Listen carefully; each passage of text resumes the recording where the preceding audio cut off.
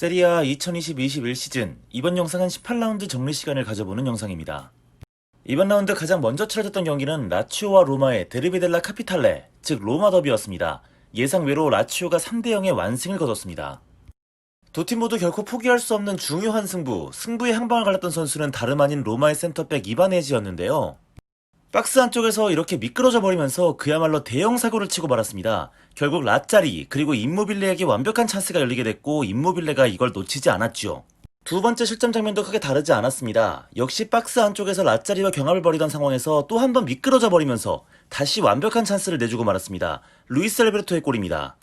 반면 라치오의 라짜리는 바꿔서 말하면 완벽한 모습을 보여줬죠. 지난 시즌 라치오 공격의 핵심이라고 할 수 있던 선수였는데 이번 시즌 드디어 지난 시즌 모습을 처음 제대로 보여줬습니다.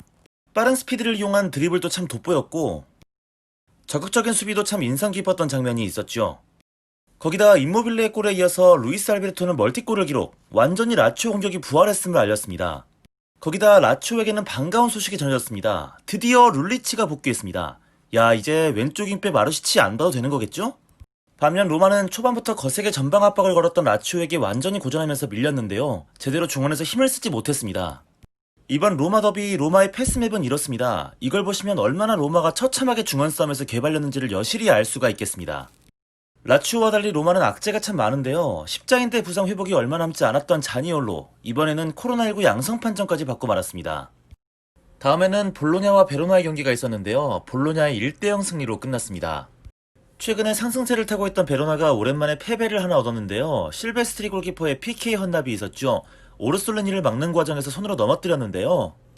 오르솔레니가 잘 차넣으면서 이번 경기 결승골을 기록했습니다. 다음 경기는 토리노와 스페지아의 경기, 두 팀 0대0 무승부를 기록했습니다. 전망! 존나 망했다는 뜻입니다. 존나 망하고 있는 토리노 되겠습니다. 이번 경기는 정말이지 너무나 얼척이 없었는데요. 퇴장이 있었단 말이죠. 토리노가? 아니요, 스페지아가. 그것도 전반 7분 만에 퇴장을 당했습니다. 비날리가 무르에 발목 쪽을 걷어차면서 경기 시작하자마자 퇴장을 당한 겁니다. 이걸 못 이기면 토리노가 진짜 병신이 되는 싸움이었는데요. 내가 그 힘든 걸 해낸다, 번번이.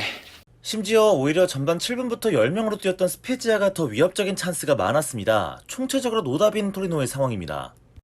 뭐 다른 건 또 나중에 이야기하겠지만 진짜 베르디랑 자자는 이제 놓아줘야 할 것 같습니다. 도무지가 팀에 도움이 1도 안 되는 새끼들인데 어쨌든 결국 드디어 지안파올로가 경질됐습니다. 사실 경질이 너무 늦었죠. 더 일찍 잘랐어야 했습니다. 다음 경기 삼프도리아와 우디네세가 맞붙었습니다. 삼프도리아의 2대1 역전승입니다.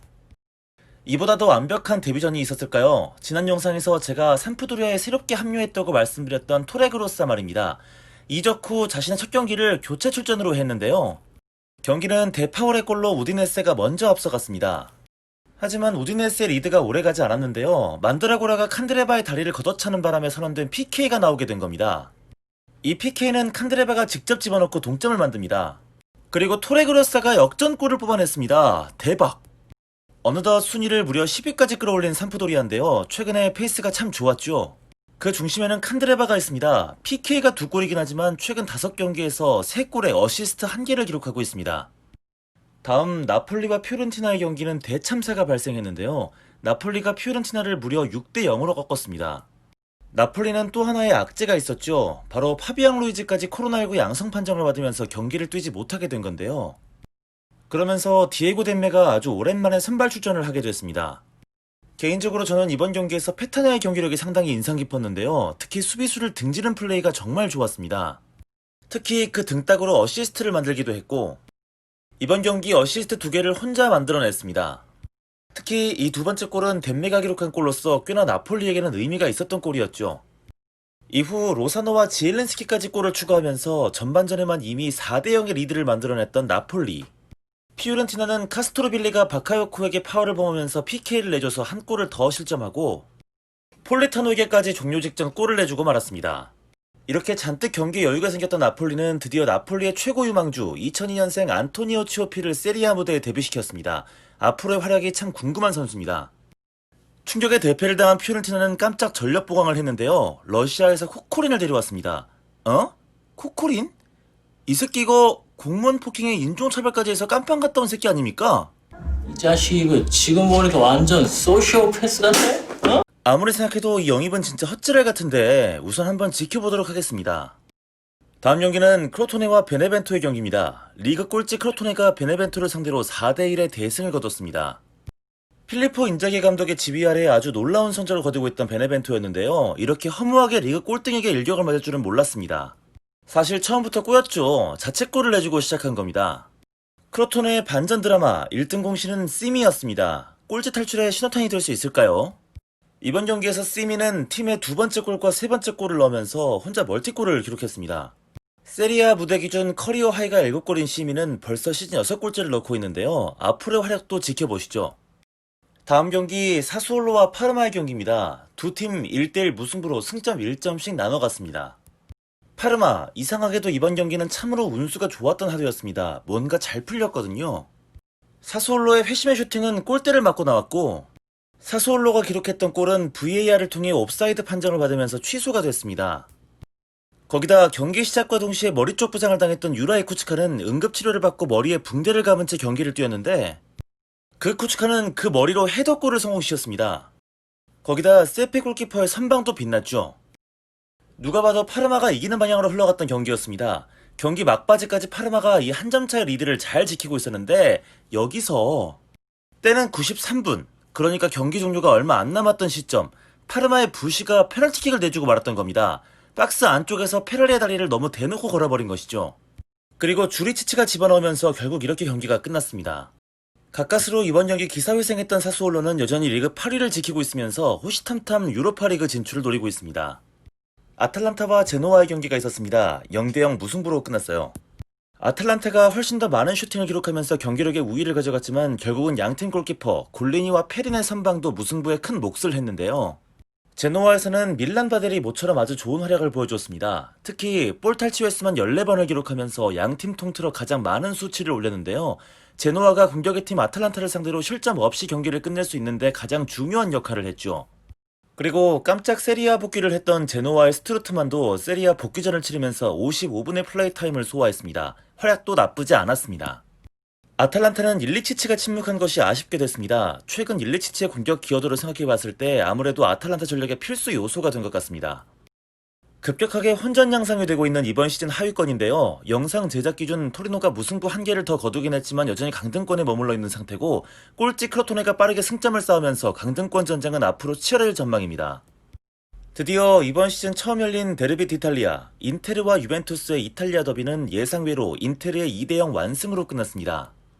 최근 유벤투스에서 가장 불안한 포지션, 바로 왼쪽 풀백에 위치하는 프라보타인데요. 그 점을 인테르가 많이 이용을 했습니다. 그러면서 유벤투스의 왼쪽을 노리기 위해 의도적으로 바렐라가 하키미와 함께 오른쪽에 자주 포진하는 모습을 여러 차례 보여줬는데요. 그리고 그 전략이 인테르의 선취골로 이어졌습니다. 선취골의 주인공은 비달이었습니다. 지금까지 쭉 저는 비달 욕을 졸라 했는데요. 진짜 마음에 들지 않는 점이 너무 많아서 꼴배기도 싫었는데 어마 임마 하니까 되잖아. 하지만 이번 인테르의 승리의 1등 공신은 누가 뭐래도 바렐라입니다. 이제 진짜 인테르의 에이스라고 해도 손색이 없는 바렐라인데요. 앞선 비달의 골 어시스트를 해낸 데 이어서 드리블 돌파도 굉장히 인상 깊었었고 특히 본인이 직접 인테르의 추가골을 집어넣었습니다. 거기다 91%가 넘는 패스 성공률에 찬스 메이킹 양팀 통틀어 1위, 활동량까지 전체 2위를 찍어내면서 완전히 경기를 이끌었습니다. 그냥 이번 경기는 아예 중원 싸움부터 유벤투스가 인테르에게 완전히 지고 들어간 싸움이라고 보면 되겠습니다. 브로조비치와 바렐라의 활동량에 유벤투스 중원이 그야말로 질식했는데요. 브로조비치 영향력 또한 어마어마했습니다. 거의 패스 마스터라고 불러도 될 것 같은 정도인데요. 아니 이런 선수를 시발 콘테는 왜 못 보내서 안달이었는지 지금 생각해도 욕 나오네. 반면 유벤투스 같은 경우는 중원이 완전히 실종된 상태의 축구를 대부분 구사했습니다. 볼을 받아주려는 선수들의 움직임이 너무 부족했는데 디발라가 부상으로 빠진 것이 굉장히 아쉬울 수 있겠습니다. 어쨌든 디발라는 내려와서 볼을 받아주는 움직임도 참 좋은 공격수니까요. 어쨌든 인테르는 유벤투스를 상대로 무려 4시즌 만에 그리고 8경기 만에 승리를 거뒀습니다.